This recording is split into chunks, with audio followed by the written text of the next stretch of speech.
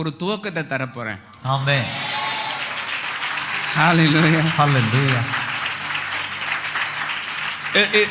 இதை ப்ரீச் பண்றப்ப அழகா ஒரு ப்ரீச்சர் சொன்னாரு, சங்கீதம் 22ல ஏன் தேவனே ஏன் என்னை கைவிட்டி. அப்போ 2022 எப்படி இருந்துச்சுன்னா, என் தேவனே ஏன் என்னை கைவிட்டி. ஆனா 22க்கு பிறகு என்ன வருதுன்னா 23 சங்கீதம் வருது. கர்த்தர் என் மெய்ப்பராய் இருக்கிறார், நான் தாழ்ச்சி அடையேன்.